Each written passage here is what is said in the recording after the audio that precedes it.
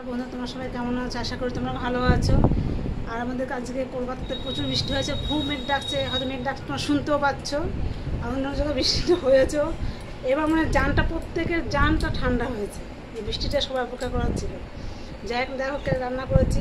এটা আছে দেখো, মোচা ঘন্ট করেছি নিরামিষভাবে। এটা মোচা আছে, আর এটা আছে এই চিংড়ি করেছি দেখো।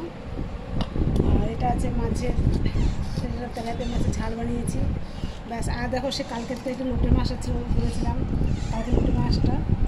আর সঙ্গে আছে দেখো, এটা লেবু আছে।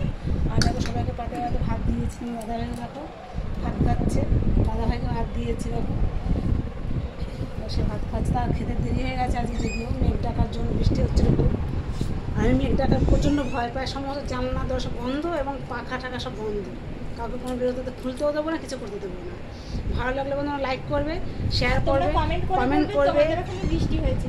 আর সাবস্ক্রাইব তোমরা অবশ্যই করে দেবে।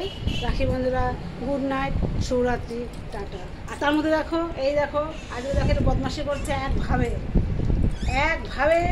বিকাল থেকে একটা ভাবে বদমাশি করছে। পড়তে তো গেলই না, মেঘ ডাকছে ঠিক আছে, ঘরও ঠিকঠাক করতে বসে সেটা কি বলবো, একভাবে বদমাশি করছে বসে বসে, শুধু কথা নকল করছে বসে বসে, আর কিচ্ছু নেই। রাখি বন্ধুরা, টাটা।